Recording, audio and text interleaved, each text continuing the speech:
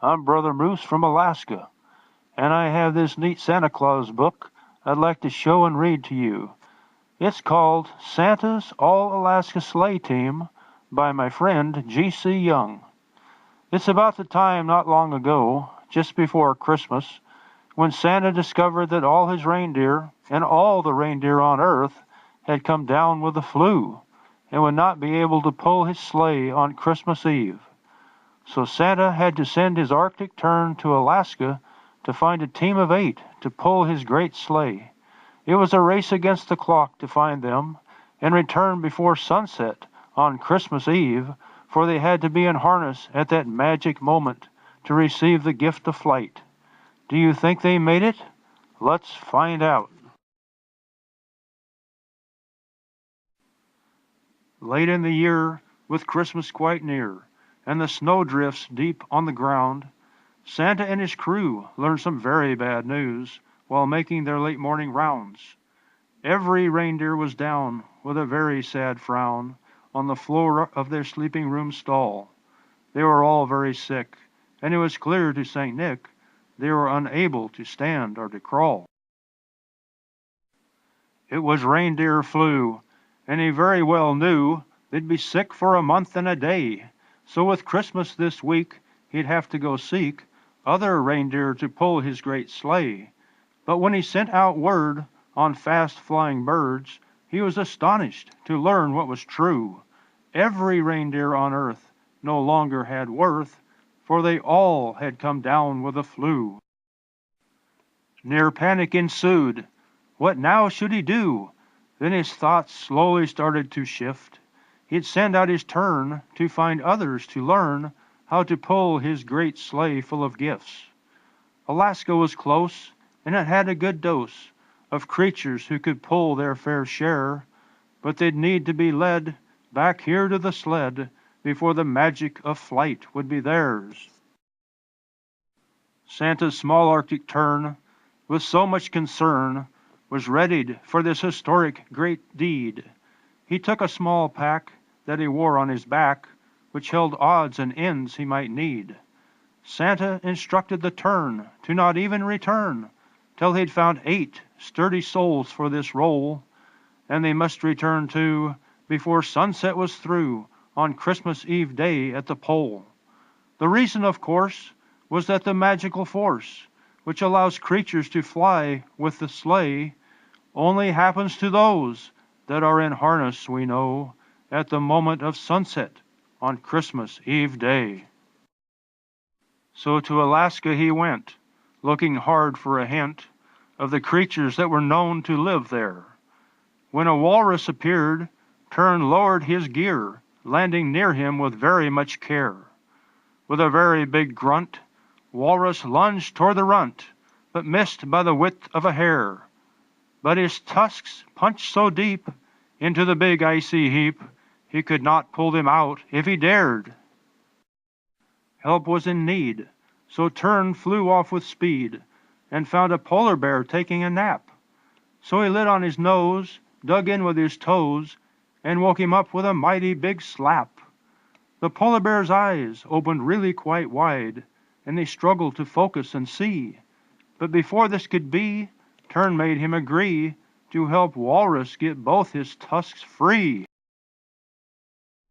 The two of them sped to where Walrus's head was anchored to the cold Arctic ice. Then the strong polar bear pulled the tusks as a pair from the ice that had held like a vice. Walrus jumped with much glee for his being set free, and he kissed them each with a gleam. Then Tern talked to the two about joining him too, and they agreed to join Santa's sleigh team. Several days had passed since the reindeer had cast such a gloom over the holiday scene. Now with 3 days to go before Christmas Eve's glow, Tern needed 6 more to complete Santa's team. So the 3 pushed on through the snowy white dawn and found another beast moving around. A muskox was there who charged just to scare, and they each firmly held their own ground. Tern was ready to feud when the ox was so rude, and he buzzed round and round his thick rack. When the ox became dizzy, Tern got real busy and convinced him to follow their pack. The going was slow through the thickening snow, and the cold plunged far below zero. Now small Arctic Tern became quite a concern, for he was not dressed like the rest of our heroes. He turned a deep blue, and was very stiff too, and could no longer flap his two wings. So they pulled out some wool from Ox's coat that was full, and wrapped him up till he could once again sing. Now they moved as a pack through the Alaska outback, on a path that was very well worn.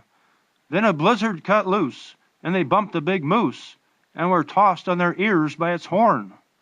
The short Arctic Tern was really quite stern, and he scolded the moose up and down. Then he persuaded the beast to join them at least, so the sleigh could be pulled through the towns. Though the blizzard had stopped, the snowdrifts now topped even trees all around where they stood. They were trapped in that place, and in every case sank down deep when they walked if they could. They had to move on, time soon would be gone, so they huddled and thought very fast.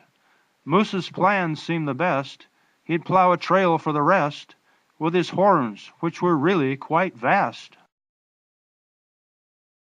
It worked very well, and soon they could tell they were leaving the deep snow behind. Then ahead they soon spied something trying to hide, but could not, unless one were really quite blind. It was a very white sheep, and he made a big leap to escape from the gathering crowd, but Tern spoke in his ear and calmed down his fear, so the sheep joined their band and was proud.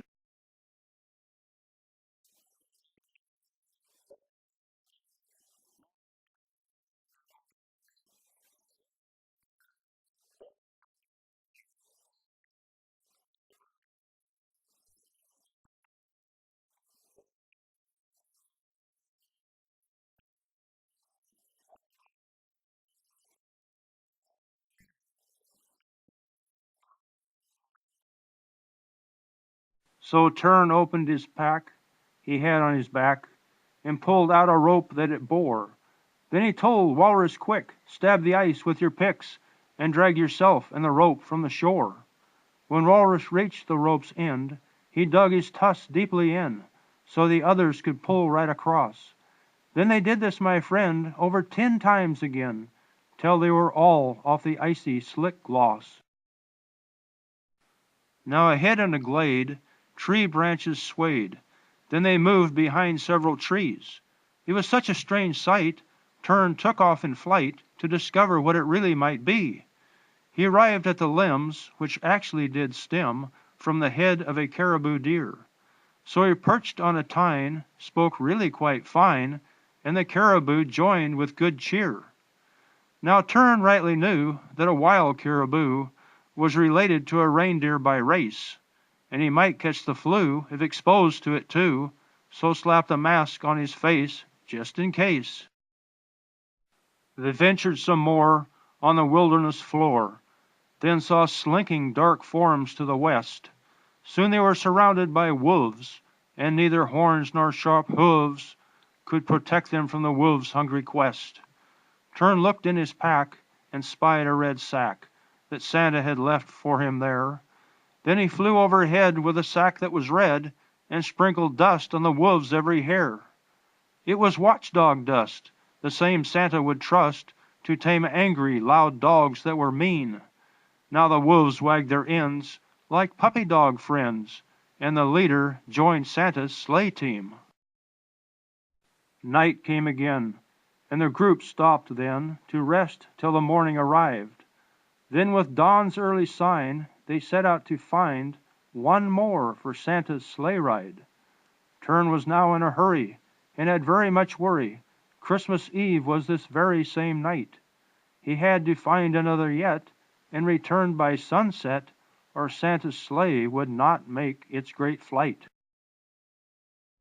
They searched high and low, but no animals showed, and the hours kept slipping away.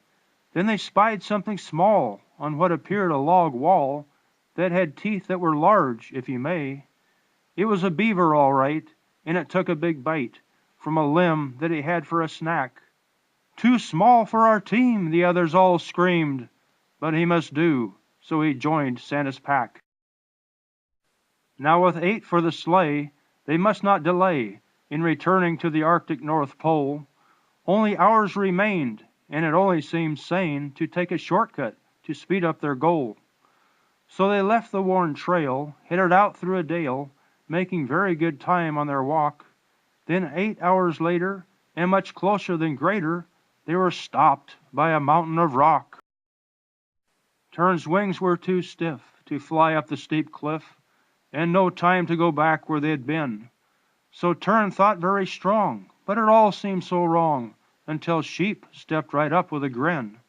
Sheep took the strong rope and climbed up the big slope till he was almost as high as the clouds.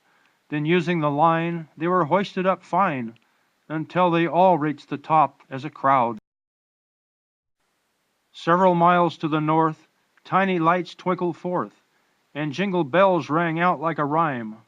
But sunset was due in 20 minutes plus 2, and they could never reach Santa in time. So they gave up their hope on that high mountain slope and sat down in the snow, and they cried. No sleigh full of toys would reach the girls and the boys, because Santa and his sleigh couldn't fly. Then a loud crash occurred, and they jumped as a herd, for Beaver had chewed down a tree. Then he chewed off the limbs and shaped the front end, till it became a long sled, don't you see? "Hop on," Beaver cried, as he slapped the top side. "We don't have a moment to lose." So they jumped on with him, went over the rim, and streaked down the slope on their cruise. Wolf let out 3 howls to alert Santa and pals to get ready for when they arrived. So Santa and crew held every harness in view as the tree sped down his long drive. The sun started to set, just a few moments yet before all would be lost for this year. But with the last solar ray, they buckled up to the sleigh, and the magic of flight became theirs. The day had been saved. Santa danced and he waved. He even flipped in the air with his joy. Then he hopped in his sled, with Tern perched on his head, and flew away to deliver his toys. Wow! I'm so happy they made it back to Santa in time. Now, for watching this video, you can download for free a PDF copy of this book's cover that you can color for fun. This is it. You can download it by using the link in the description box that is below this video. Also, if you want to buy the paperback book, its Kindle edition, or the full coloring book, which will be out soon, you will find them at Amazon.com and other online stores. Well, this is Brother Moose saying, bye for now. See you next time.